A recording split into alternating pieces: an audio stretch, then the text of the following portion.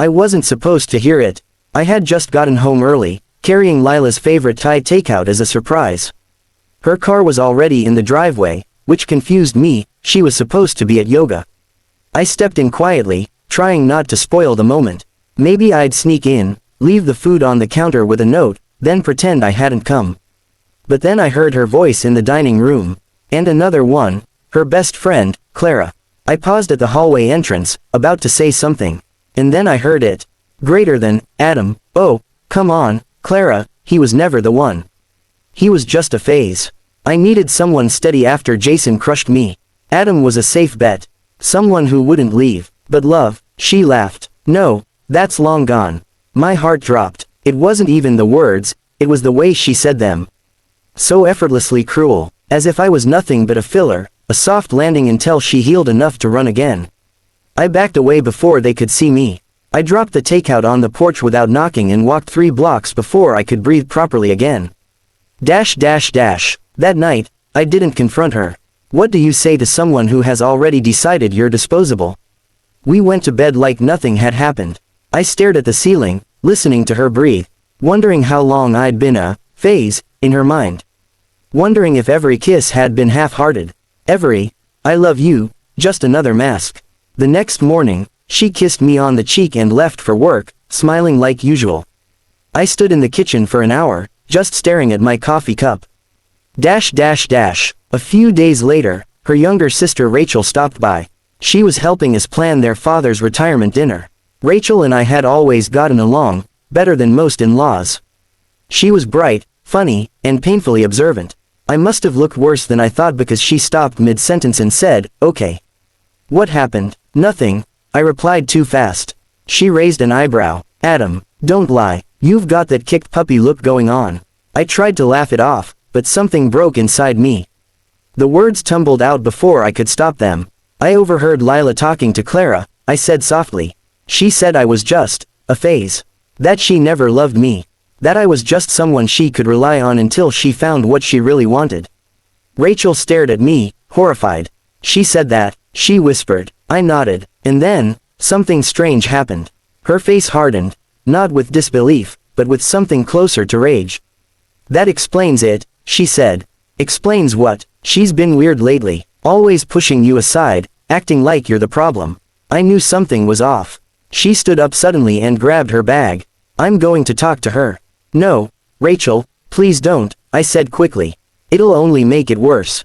She hesitated. Then what are you going to do? I don't know. Over the next few weeks, something shifted. Lila continued to treat me like a husband when it was convenient, introducing me to clients, posing for pictures, planning dinner events. But at home, she was absent. Distant. She scrolled through her phone at dinner. She slept facing the wall. She laughed harder at texts than anything I said. Meanwhile, Rachel kept checking in. Sometimes she'd drop by after work with coffee. Sometimes we'd sit on the porch and talk about everything but Lila. But slowly, our conversations grew deeper, about family, about disappointment, about what we both wanted from life. She didn't pity me, she saw me, and that was more than I could say for my own wife. One evening, Rachel showed up looking troubled. Can I come in? Of course. She sat down hard on the couch, dropping her purse like it weighed 1,000 pounds. I overheard her today. I didn't have to ask who. She was talking to Clara again, Rachel continued. Same trash, same condescending tone, only this time, she said she was thinking of divorcing you after Dad's dinner. Said she didn't want to ruin the vibe by making it public now. My stomach churned. Rachel looked at me, furious. You deserve better, Adam. So much better. I couldn't say anything. My throat was tight. Then Rachel added, I can't sit through that dinner watching her pretend you're her perfect husband when she's planning to throw you away like old furniture. I tried to calm her down, but something had already changed in her eyes. I don't know exactly when it happened, but somewhere between the pain and the late night talks, I started to feel something I hadn't in a long time, wanted. Not pitied, not tolerated, seen, admired, respected. Rachel never crossed a line. Neither did I, but there was something between us now. A truth we didn't say out loud, out of respect, out of fear, out of timing. But it was real, and Lila had no idea. The day of the retirement dinner arrived. Everyone was there, Lila's family, work friends, neighbors, and her father's old colleagues. The living room was decorated with golden balloons and a huge, "Congratulations, Dad" banner. Lila floated through the room like the hostess of the year. She had a wine glass in one hand and fake laughter in the other. I sat in the corner, quietly helping with plates and greeting guests. Rachel was in the kitchen, helping her mom with food. At one point, Lila came over to me and whispered, "Try to smile, okay? This is important to my dad." I nodded, but my chest burned.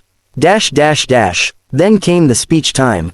Lila's father gave a lovely thank you speech. Then Lila stepped up to toast him. She pulled me beside her, pretending we were still the perfect couple. She said something about Adam being like a son to her father. People clapped. I forced a smile. And then, behind us, Rachel's voice rang out. Loud, sharp, clear, greater than, he's more than that. But you never saw it, did you, Lila? The room went dead silent. Rachel stepped forward. Greater than, you used him. You disrespected him. You mocked him behind his back while pretending he was your everything. But guess what? He was the best thing that ever happened to you. Lila stammered. Rachel, what are you doing? Greater than, I'm telling the truth. Rachel's voice cracked. Because I'm tired of you walking around like a queen when you're just a coward. She turned toward me, her voice trembling. Greater than, Adam, you're kind. You're loyal. You're real. You deserve someone who sees that every single day. And then, she said my name, once, twice, loud, with pride, with emotion, with love. Everyone was staring. Lila's wine glass slipped from her hand and shattered on the floor. And I stood there, stunned, but freer than I had ever felt. The silence that followed Rachel's outburst was deafening. Forks paused mid-air. Lila's mother's hand was frozen over the casserole dish. Someone coughed nervously, but no one dared speak. It was as if the air itself had thickened, demanding the truth to be heard. Lila stood in front of Rachel, eyes wide with disbelief. Her cheeks were flushed, not from embarrassment, but from fury. You're insane, she hissed, barely loud enough for the front row to hear. You don't know what you're talking about. Rachel didn't back down. Don't I? I've watched you lie to him for years. You said he was just a phase. Just a safe bet. Do you even realize how disgusting that sounds? Lila's jaw tightened. This is neither the time nor the place. Rachel laughed bitterly. Oh, now you want to protect Dad's night. After planning to dump Adam after this dinner so you wouldn't ruin the vibe. A murmur rippled through the room. That was when Lila's father stood up. He was a quiet man, rarely raising his voice, but now his presence was impossible to ignore. Is that true? He asked, turning to Lila slowly. She opened her mouth, but no words came out. He looked at me. Adam, son, I don't even know what to say. I shook my head gently. You don't have to. This was never about you, sir. I didn't want any of this to come out here. But Rachel stepped forward, her voice still sharp. No, he didn't, but I did. Because I'm tired of watching people like her get away with fake smiles and perfect lies. Lila spun on her. You're just jealous. The room gasped. Jealous? Rachel laughed hollowly. Of what? Of being married to someone you don't respect. Of having a husband you brag about mocking behind closed doors. She pointed at me, voice shaking. You never deserved him, but I saw who he was when you stopped looking. That hit Lila like a slap. She blinked hard, as if trying to stop herself from crying, or screaming. You think you're so righteous, Rachel. You think you're better than me. Rachel shook her head. No, I just know the difference between love and control. Between honesty and convenience. And I know I'd never call someone a phase, if I ever truly cared. Then she turned to me. I'm sorry, Adam. I should have told you everything sooner. But I didn't want to ruin the little respect you still had for her. My voice was quiet, but firm. You didn't ruin anything. You saved me from thinking I was crazy. Lila's mother stood up next. She looked between her daughters like she was seeing them clearly for the first time in years. Lila, what have you done? She whispered. I did nothing. Lila shouted. I was trying. I was protecting everyone. No, her father cut in. You were protecting yourself, at the cost of someone who's done nothing but treat this family like his own. Lila's fists clenched. I gave everything to this marriage. She yelled. I showed up. I made the house a home. I stood beside him, but you didn't love him, Rachel interrupted. You said it yourself. Lila turned to me, desperate now. Adam, Please, don't do this. Don't throw everything away over one overheard conversation. I looked at her and saw someone I used to believe in. Someone I once thought I'd grow old with. But now I saw the truth. She had thrown it all away long before I ever heard those words. I didn't throw it away, I said. You did, the moment you decided I was just a placeholder. She took a shaky step toward me. We can fix this. We can go to therapy, I can explain. No, I said calmly. You already explained everything, Lila. Just not to me. Her face crumbled, and for once, I didn't feel the urge to console her.